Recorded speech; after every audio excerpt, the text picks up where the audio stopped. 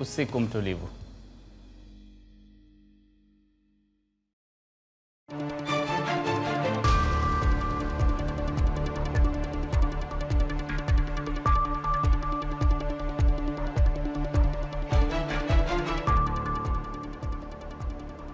Hello, I'm Esther Githu-Yuot.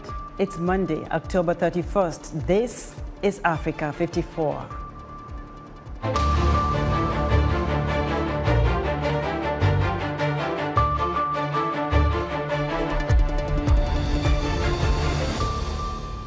Somalia, the African Union, the U.S. and the UN have all condemned the Saturday twin car bombings in Mogadishu that killed at least 100. Al-Shabab claimed responsibility.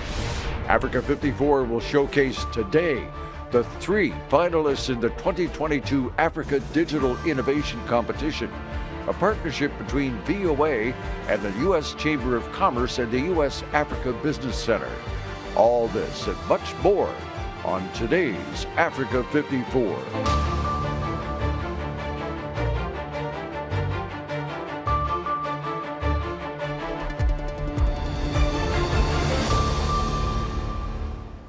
The president of Somalia, Hassan Sheikh Mohamud, has issued an urgent plea for international help for wounded victims of the devastating car bombings that claimed the lives of 100 people in Mogadishu on Saturday.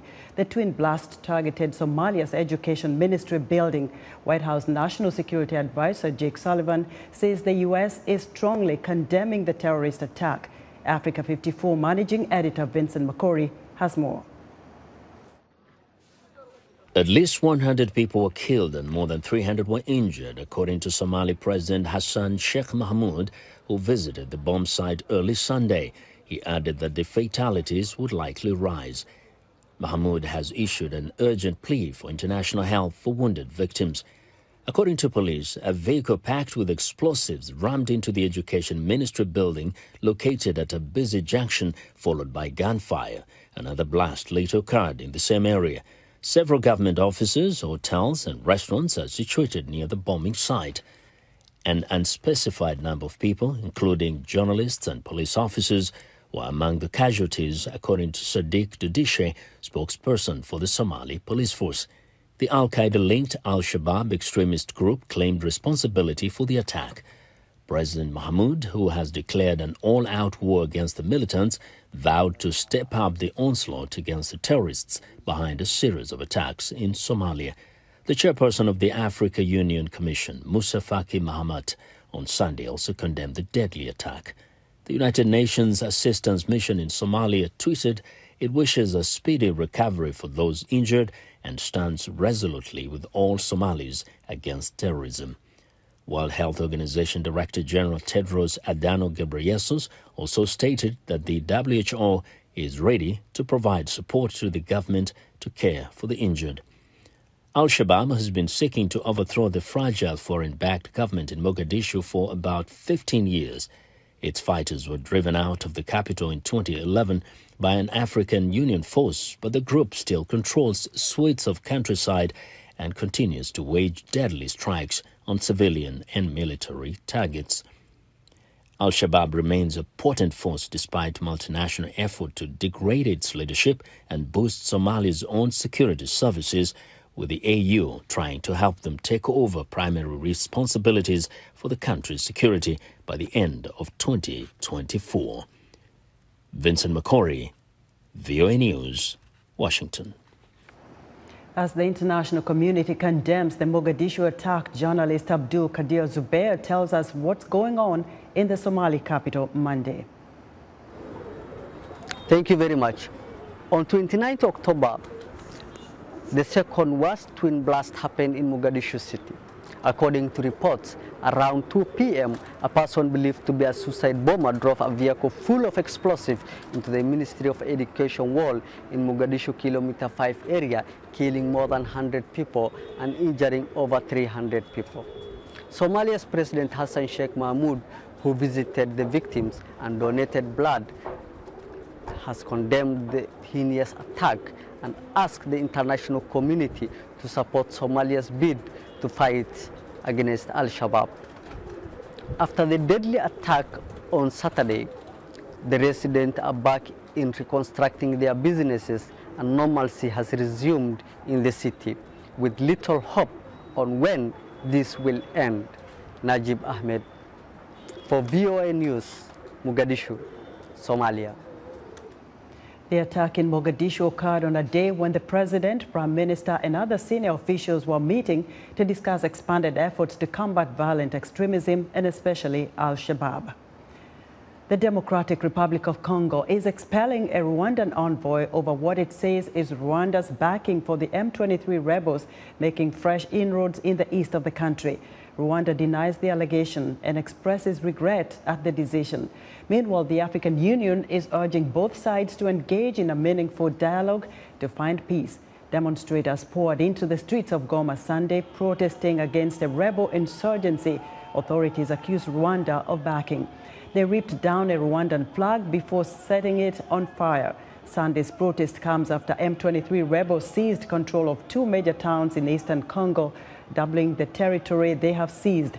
The Congo demonstrators also vocally expressed their anger.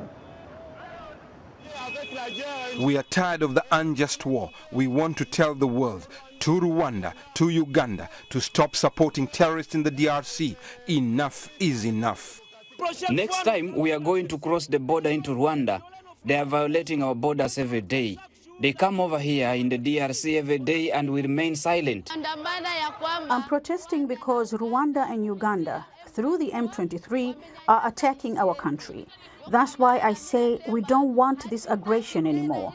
Enough is enough. Angola's President Joao Lourenço says he will dispatch his foreign minister to Congo to mediate the dispute. A special criminal court in the Central African Republic has convicted 3 militiamen for crimes against humanity and handed them prison sentences ranging from 20 years to life. In May 2019, 46 villagers in northwest CAR were massacred.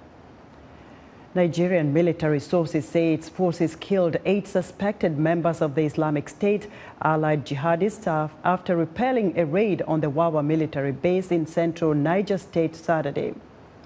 Ghanaian President Nana Akufo-Addo says talks with the International Monetary Fund are going well as he reassures investors that negotiations will not lead to a reduction in the face value of government bonds. Still to come, earlier we reported about the Somalia terrorist attack. We'll reveal the 3 finalists of the Africa Digital Innovation Competition. Stay tuned.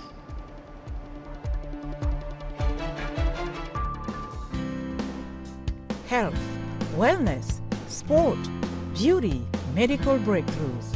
Healthy Living cares about your well-being. What are the main health concerns in Africa and around the world?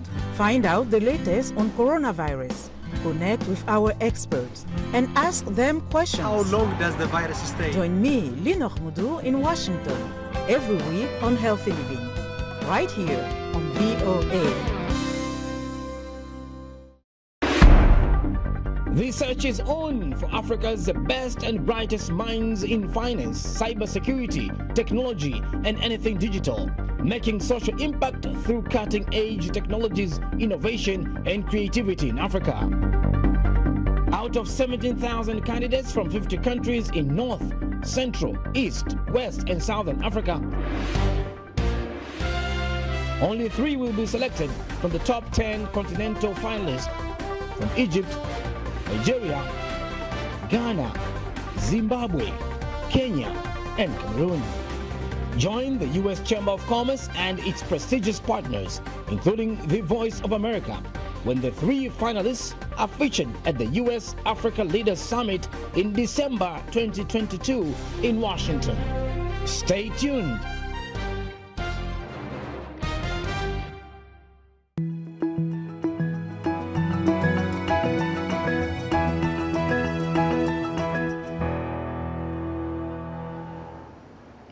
More than 1,700 entrepreneurs from across the continent applied to this year's Africa Digital Innovation Competition. The Voice of America partnered with the U.S. Chamber of Commerce's U.S. Africa Business Center to collaborate on the 2022 competition for African startups.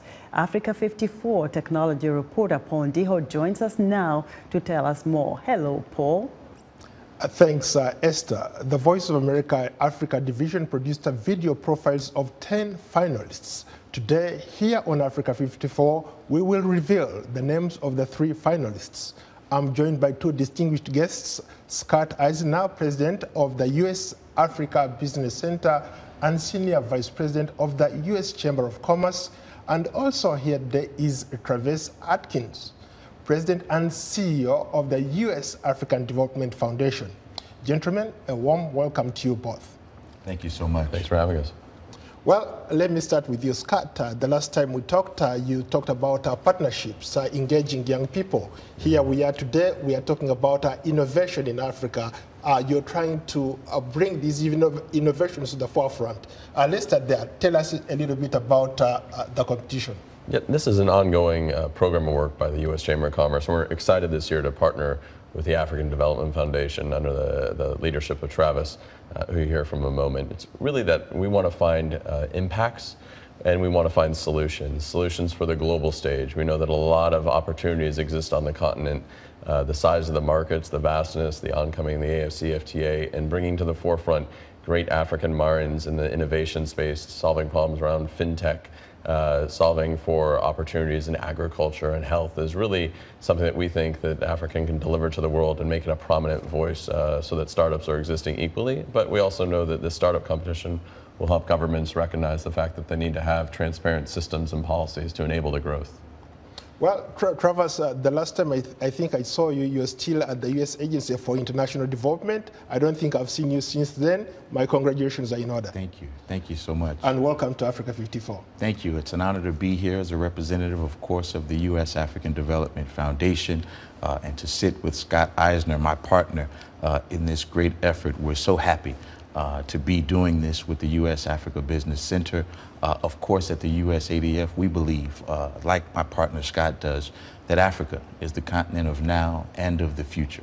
And a big part of what we want to do at U.S. ADF is to help to unlock and to unblock the genius of African people, not only for local solutions, which they need for themselves in their own villages, communities, and nations, but also, as Scott referred to, this notion of African solutions for global problems, including the genius and the vibrancy of African culture and ingenuity into the global stage to help support issues around climate change, issues around food security and food self-sufficiency, and also, of course, the just energy transition across the continent. Both of you mentioned some very interesting points. There are analysts who said that the intellectual balance of power has been shifting in our favor. That's why you see these young Africans engaged in technology. They want to be part of the global village. And from what you've seen so far, how did this competition come about? What really inspired the Africa Chamber of Commerce to bring this to the forefront? Well, in partnership with our American chambers spread across the continent and our great partners in the public and private sectors, we saw what Travis had said, this solution, African solutions for global opportunities. Really, it's not problems all the time, it's for the opportunities.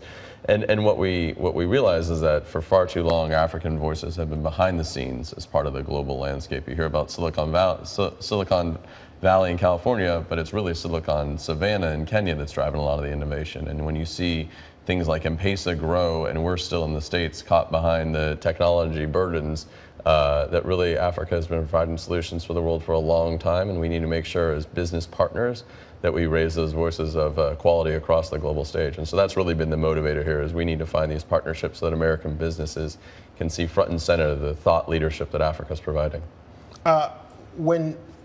The organization that you run, another USI agency, prides itself as trying to promote these innovative ideas from across the board in Africa. You've invested so much money in young entrepreneurs, small and medium enterprises on the continent.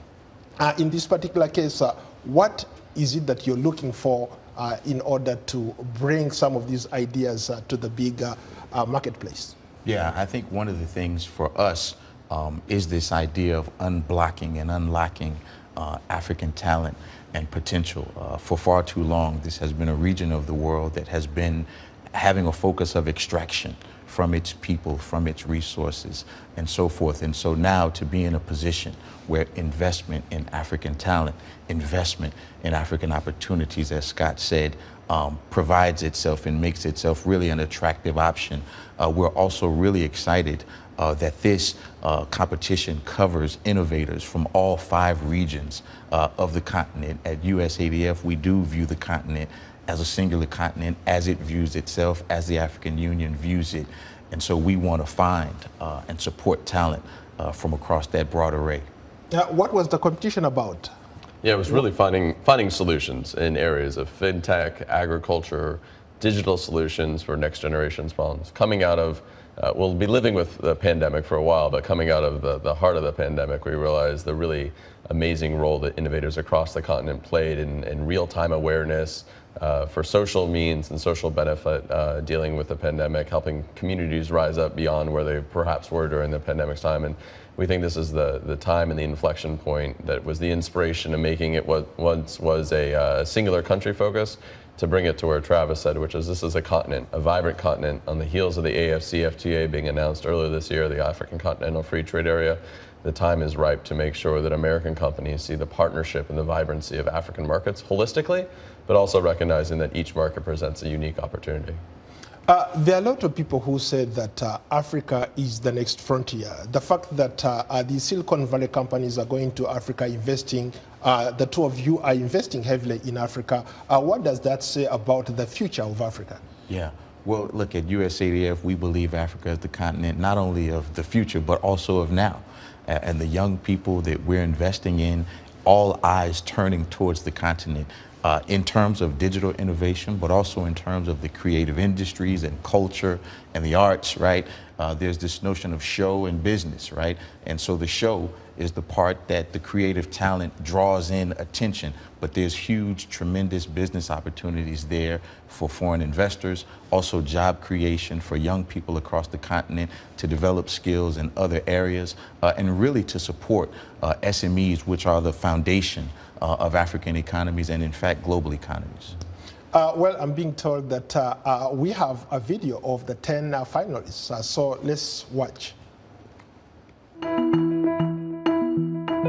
My name is Emadago Ogenekewe William. I am 23 years old and I am from Jos, Nigeria. I am the CEO and co-founder of Valley B. I'm Benjamin Baisisiedu. I'm 32 years old from Accra, Ghana. I'm the CEO and co-founder of TraderX Ghana Limited. My name is David Jonjo. I'm 38 years old. I'm the COO and co-founder at Grow Agric, and I am a proud Kenyan. My name is Raul Fosi. I'm 37 years old, and I'm the founder of a young startup company called Skyview Solutions, based in Douala in Cameroon. My name is Karim Amir. I'm 29 years old. I'm co-founder and CTO of a startup called Visual NDI Solutions, or VASE as we call it. My name is Imadue Abiora. I'm a medical doctor. I'm co-founder and CEO of Health Robotics Limited, the creators of Lendanon. I'm 28 years old and I'm from Ogun State here in Nigeria. My name is Ryan Katai. I'm aged 26. I'm from Zimbabwe and I'm the CEO and co-founder of FarmHut. My name is Magnana Ade, 29 years of age. I'm currently one of the co-founders and CEO of Shopper, a B2B e-commerce business here in Africa. My name is Udubunga Bubale. I'm the co-founder and CEO of Grandmaster. I'm 32 years old. I'm from Nigeria. Grandmaster is based in Ibadan, Nigeria. I'm Felix Masharia, CEO and co-founder at Kotanipe. I'm 29 years old and I come from Kenya.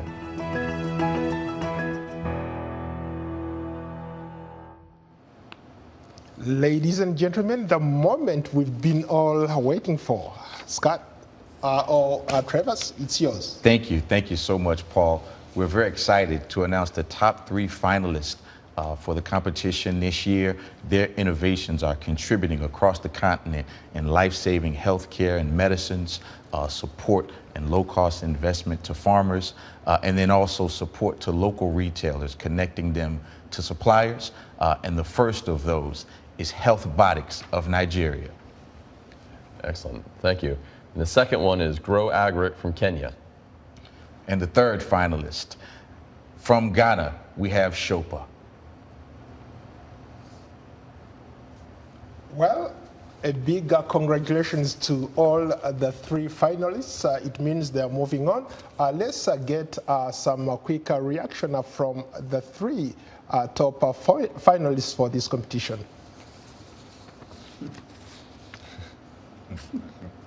Such an amazing news.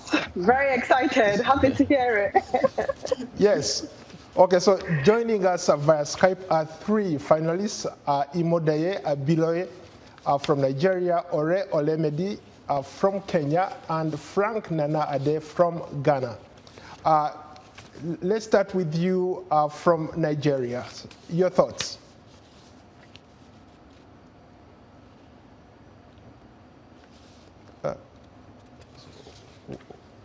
You're muted, we can't hear you. Okay, it looks like we can't hear. Imode, can you hear us? This is an amazing piece of news. I am so excited. It represents an entirely new dimension for what we do at Health Politics, and I'm so grateful. Health Politics has come a really long way since our pilot, and we've been supported all through it by the U.S. Chamber of Commerce.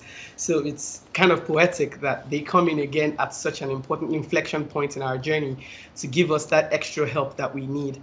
Thank you so much. Very good. Congratulations. Let's go to Ghana. Wow. Wow, I can't even hide my excitement. I'm really excited about this. And I want to thank the U.S. Chamber of Commerce and the U.S. Chamber of Commerce African Business Unit, and also U.S. African Development Foundation for this opportunity. At Shopper, we believe that the informal retailers are the backbone of the African continent, driving the African's economy. And we're actually happy helping these retailers by connecting them to manufacturers of fast-moving consumer goods. And we are really, really excited about this opportunity. And I want to thank the organizers and everyone and my team as well. I'm really, really excited. Last but not least, let's go to the honorary lady on the panel. I'm glad to be representing the ladies. This is very amazing. This is great news. For us to be recognized as an AgTech that is looking to build a farmer-first organization, it's such great news for us. And we strongly believe that with the partnership and with this award, we would be able to even impact more farmers. We're very passionate about the SDG goals, increasing farmers' revenue, helping them farm better and better, and the opportunity to be able to even do that much more just makes us really excited. And I just want to say big well done to my entire team as well, because without them, we would not be here today. Well, let's turn it over back to the studio. What does this mean for these three finalists? Well, this is amazing. It's so heartwarming for the team, Gavera Yao at the Chamber, and everyone else to see these bright faces come on screen and the partnerships that they're going to drive and really change and transform the world as well as their countries. It's been a great partnership, as I mentioned, with VOA, Prosper Africa, Sebastian, Microsoft, AWS, Trimble, ATC, Standard Bank, and Cosmos Innovation Center in Ghana. They've all been amazing partners in helping make sure that these young companies grow old with us. And so it's been really exciting. But the most exciting part is what Travis has to tell you all as you get towards the finalist phase. Travis, you are the money guy. You are the person with deep pockets here. What should we expect? Well, first, let me just say that we absolutely share in the joy of the winners or the top three finalists from today. It's wonderful to see. In terms of the monetary front, at USADF, we don't want to leave anybody behind. And so the first thing I'm honored to share is that through our grant mechanism, actually the top 10 finalists will all receive $10,000 each for their businesses and their endeavors. The 5 regional champions would receive an additional $5,000 on top of that $10,000. The third place winner one of whom would be on screen with us today, would receive an additional $15,000. The second place winner would receive an additional $20,000. And the first place winner, in addition to all that other money, would receive an additional $25,000. Wow, interesting. Let me go back to the Skype guests. How do you feel about that announcement? You are going to make some, some good money. Any quick reactions from you guys? Very glad to hear that. Very happy, definitely to hear that. I think it's safe to say on behalf of all of us that we could do so much good and have so much impact with that money. And the good thing about grants like this is it tends to have an impact as we go down the line. So this grant doesn't just affect for us, the first farmers we work with, it affects the families of the farmers. So we look at the impact in terms of how far we can go. We're even much wider people in the community. So very excited to hear that. How about you? Do you want to weigh in as well? In 30 seconds. Yeah, it's really incredible what this kind of grant does to companies like ours. We help hospitals in rural Nigeria see an average of 1,500,000 patients every year. And some of these patients, if these hospitals were shut down, would have to go 3-4 kilometers before they could get health care. The only reason why they have healthcare in their neighborhood, in their villages, is because we exist. And so these kind of grants basically open up access to healthcare to people who otherwise will be shut off from it. And so we're so grateful and thankful for this opportunity. Finally. Yeah, sure. Thank you very much. I mean, for us, it means a lot to us because, like I said earlier, we're actually digitizing the informal retail space here in Africa, since they are more like the backbone of the African economy. And for us, winning this grant would actually help us to make the impact that we want to make in the lives of these informal retailers. Most of them struggle to be able to have inventory and also unable to access credit facilities and stuff like that. So it's really an exciting news for us and an exciting moment for us to be able to impact more lives in the life of these informal retailers. It's really a great opportunity. Thank you once again to everyone. Well, thank you so much to you all. Thanks to Scott Eisner, President of the U.S. Africa Business Center and Senior Vice President of the U.S. Chamber of Commerce, and Travis Adkins, President and CEO of the African Development Foundation. Also, thanks to our three finalists, Imode Abelo, Kenya Ore Olemede, and Ghana's Frank Nana Ade. That's our special report. Back to you, Esther. Thank you so much, Paul, for that segment, and congratulations to all of you three winners from Ghana, Nigeria, and Kenya. Join Paul Ndiho on Wednesday for his technology report. And earlier, we reported on the bombing in Somalia. One of those injured is VOA's Somali service reporter, Abdelkadir Abdullah. The entire USAGM family is distressed about it. We wish him a speedy recovery. And that's our show for today. We thank you for joining us on Africa 54. Tune in on Africa at voanews.com. Thank you from the studios here in Washington.